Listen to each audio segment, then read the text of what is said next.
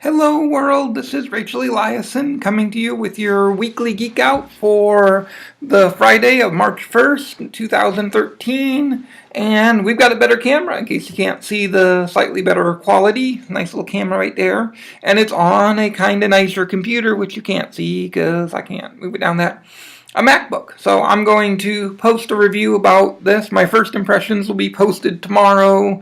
And then, like with the Chromebook, I will use it for 3 to 4 weeks extensively before I put up my final review. And I'm going to do a lot of fun stuff with this. As far as the weekly Geek Out, the big thing I have to talk about is gender. Gender is in the news in a number of stories this week. The first story involves Facebook COO Sheryl Sandberg. She is one of the few high-profile women in tech and one of the few high-profile women in the corporate boardrooms anywhere in the U.S., to be honest.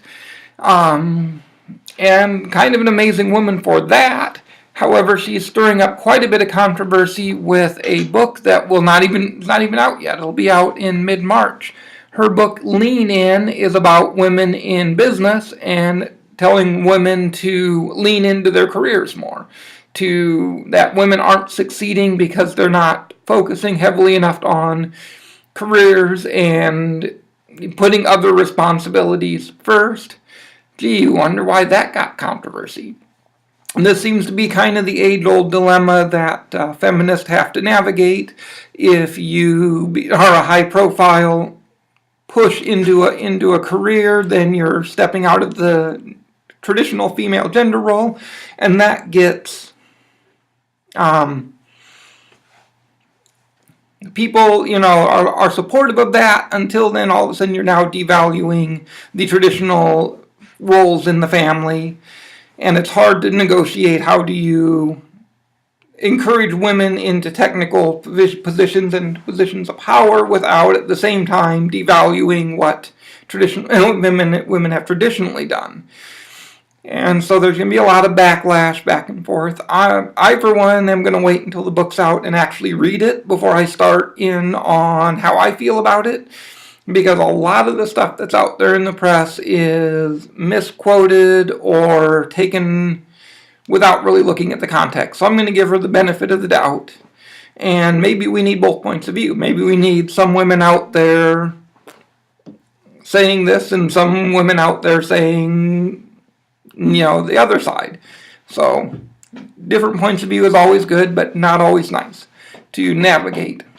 The other gender-related news is trans equality has some interesting bits of news out there, and of course some interesting and not so nice backlash. In Massachusetts, there's a bill that just passed that forces schools to respect the rights of trans students to present in their target identity. And near as I can tell, it's a good bill, but of course Bill O'Reilly doesn't like it. What would you expect from Fox News?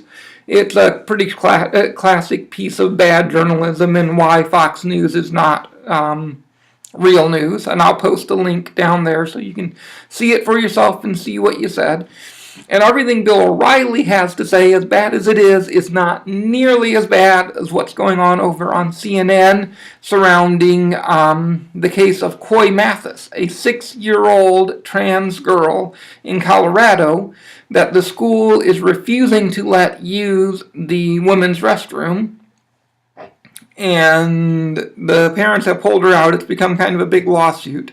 CNN's panel discussion, Dr. James Sears, a pediatrician for The Doctors, I think the show is,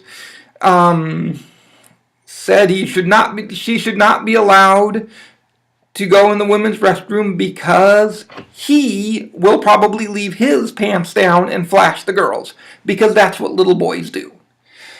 This is a whole level of offensive that you can't hardly imagine. It's offensive to little boys, they can't control themselves, they're just going to leave their pants down.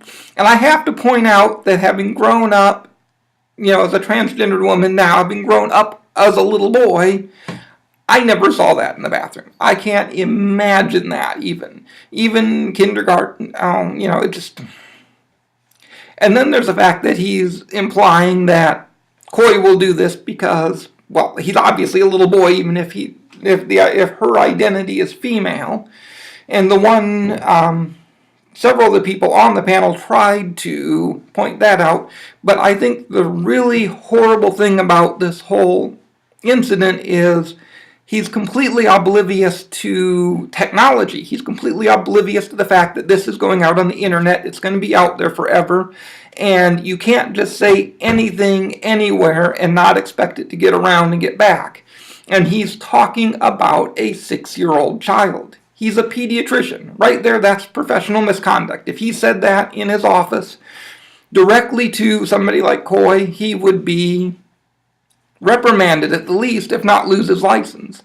And yet he can say this on the internet. It's going to be out there, and eventually she's going to be on the internet and probably find this. So I think he needs to backtrack really quick and put out an apology. And that's my 2 cents on that. And that's Gender in the News. Not a whole lot of tech news to give you out this time around.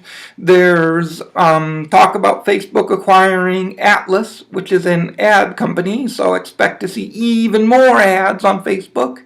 They'll keep doing this until consumers get mad enough at it that they start going somewhere else like Google+, and then they'll do a quick about face. So that's kind of how it works in the online. It's a free service, so as long as you're there, I'll be there to promote.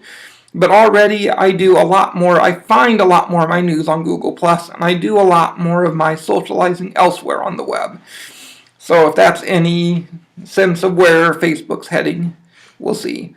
In the mobile market, not a lot going on. There's rumors about a new Android phone that's e-ink. That's pretty exciting just because e-ink is so good on battery life. We're talking maybe a 3-4 days straight of use, and it's still having battery life, so that would be phenomenal. And that's it. You'll hear more about my MacBook and what I'm going to do with it, and be more videos, and I'll see you next week. Till then, bye-bye.